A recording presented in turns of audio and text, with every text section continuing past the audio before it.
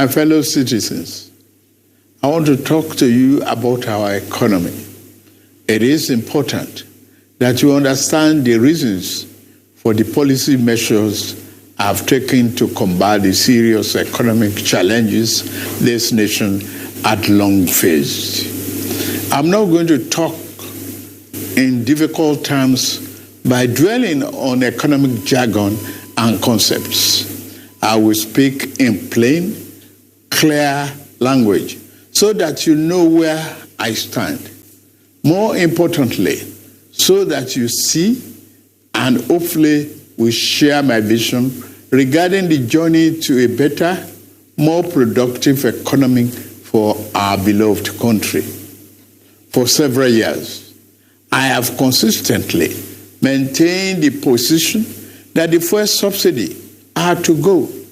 This once beneficial measure had outlived its usefulness. The subsidy cost us trillions of naira yearly, such as a vast sum of money would have been better spent on public transportation, health care, school, housing, and even national security. Instead, it was being funneled into the deep pocket and lavish bank account of a selected group of individuals. This group had amassed so much wealth and power that they became a serious threat to the fairness of our economy and the integrity of our democratic governance. To be blunt, Nigeria could never become the society it was intended to be as long as such small, powerful, yet unelected groups hold enormous influence over our political economy and the institutions that govern it. The whims of the few should never hold dominant sway over the hopes and aspirations of the many. If we are to be a democracy, the people and not the power of money must be sovereign. The preceding administration saw this looming danger as well. Indeed, it made no provision in the 2023 appropriation for subsidy after June this year.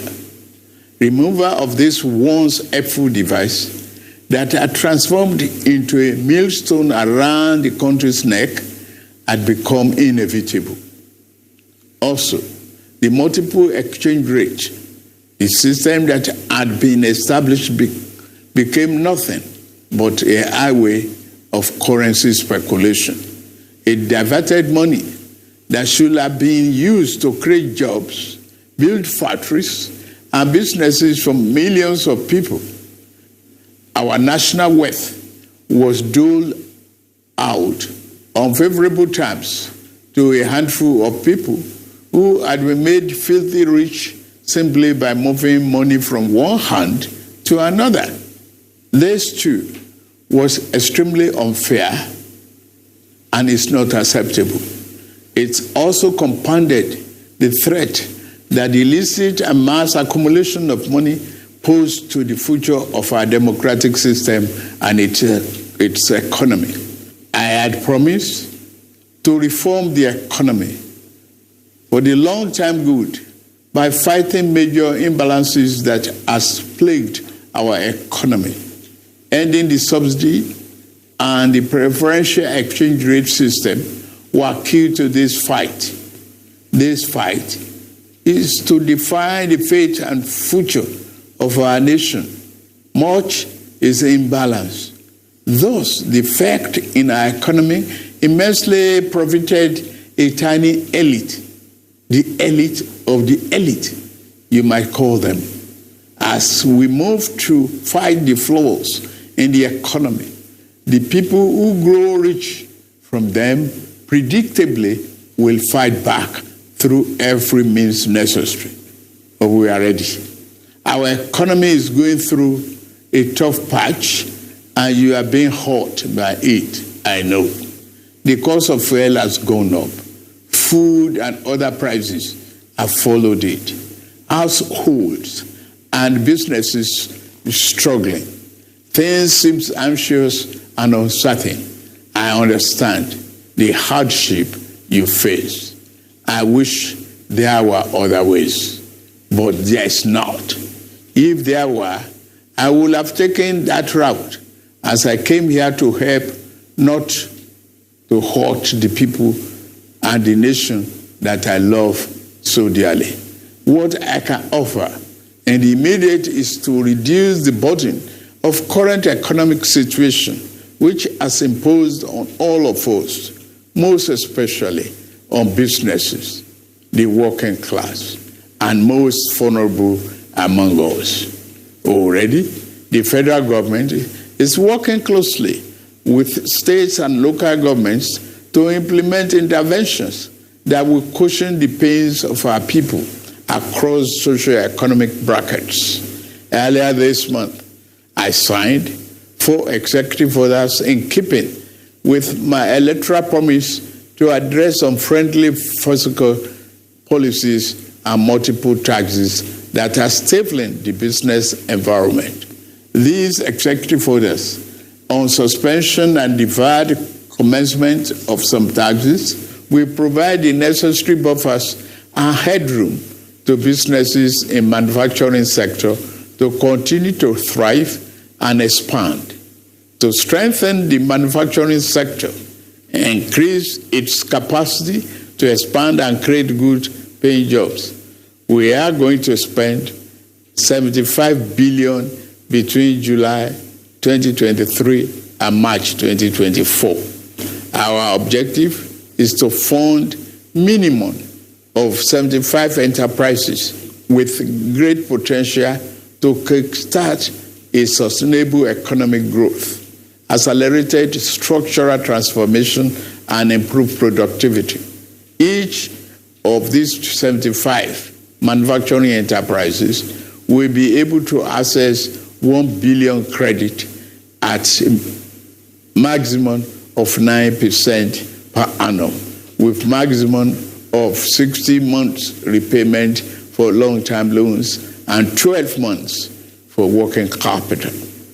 Our administration recognizes the importance of micro, small, and medium-sized enterprises and the informal sector as the drivers of growth. We are going to energize this important sector with $125 billion. Out of the sum, we will spend $50 billion conditional grant to 1 million nano businesses between now and March 24. Our target is to give a minimum of 50,000 each to 1,300 nano businesses owners in each of the 774 local governments across the country. Ultimately, this program will further drive financial inclusion by onboarding beneficiaries into the formal banking system. In like manner, we will fund 100,000 MSMEs and startups with $75 billion. Under this scheme, each enterprise into the formal banking system. In like manner, we will fund 100,000 MSMEs and startups with $75 billion. Under this scheme, each enterprise promoter will be able to get between 500,000 and 1 million at the maximum 9% interest per annum and repayment period of 36 months. To further ensure that food prices and the items remain affordable, we have had a multi-stakeholder engagement with various farmers and associations and the operators within the agricultural value chain. In short and in immediate terms, we will ensure stable food are available and affordable. To this end, I have ordered release of 200,000 metric tons of grains from strategic reserves to households across the 36 states and FCT. to moderate prices. We are also providing 225,000 metric tons of fertilizer, seeding, and other inputs to farmers who are committed to our food security agenda. Our plan to support cultivation of 500,000 hectares of farmland and all year-round farming practice remain on course. To be specific, 200 billion out of the 500 billion approved by the National Assembly will be disbursed as follows. Our administration will invest 50 billion each to cultivate 150,000 hectares of rice and maize. 50 billion each will also be earmarked to cultivate 100,000 hectares of wheat and cassava. This expansive agricultural program will be implemented targeting small farm holders and leveraging large-scale private sector players in the agri-business with strong performance record. In this regard, the expertise of developed financial institutions, commercial banks, and microfinance banks will be tapped to develop a viable and appropriate transaction structure for all stakeholders. Fellow Nigerians, I made a solemn pledge to work for you, how to improve your welfare and living condition is of paramount importance to me, and it is the only thing that keeps me up day and night. It is in the light of this that I approved the infrastructure support for the states. This new infrastructure fund will enable states to intervene, to invest and reinvest in critical areas and bring relief to many of the pain points, as well as revamp our decaying healthcare and educational infrastructure. The fund will also bring improvement to rural access roads to ease the evacuation of farm produce to markets. With the fund, our state will become more competitive and on a stronger financial footing to deliver economic prosperity to Nigerians. Part of our program is to roll out buses across state and local government for mass transit at a much more affordable rate. We have made provision to invest 100 billion between now and March 2024 to acquire minimum of 3,000 units of 20-seater CNG fuel buses. These buses will be shared to major transportation companies in the state using the intensity of travel per capita. Participating transport companies will be able to access credit under the facility at a maximum per annum 9% interest rate with 60 months repayment period.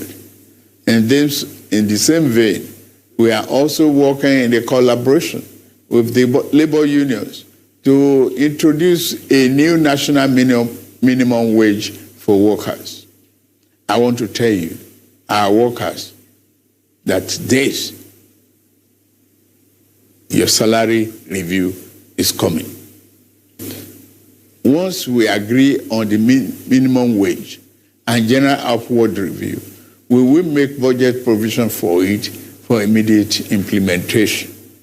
I want to use this opportunity to salute many private employers in the organized private sector who have already implemented general salary review for employees. Fellow Nigerians, this period may be hard on us, and there is no doubt that it's tough on us. But I urge you all to look beyond the present temporary pains and aim at the larger picture. All our good and helpful plans are in the works. More importantly, I know that they will work. Sadly, there was an unavoidable lag between subsidy removal and these plans coming fully online. However, we are swiftly closing the time gap. I plead with you, please have faith in our ability to deliver and in our concern for your well-being. We will get out of this turbulence, and due to the measures we have taken, Nigeria will be better equipped and able to take advantage of the future that awaits her. And in a little over 2 months, we have saved over 1 trillion naira that will have been squandered on the unproductive fuel subsidy, which only benefited smugglers and fraudsters. That money will now be used more directly and more beneficially for you and your families. For example, we shall fulfill our promise to make education more affordable to all and provide loans to higher education students who may need them. No Nigerian student will have to abandon higher education because of lack of money. Our commitment is to promote the greatest good for the greatest number of our people. On principle, we shall never falter. We are also monitoring the effect of exchange rate and inflation on gasoline prices. If and when necessary, we will intervene. I assure you, my fellow countrymen and women, that we are exiting the darkness to enter a new and glorious dawn. Now, I must get back to work in order to make this vision come true. Thank you all for listening, and may God bless Federal Republic of Nigeria.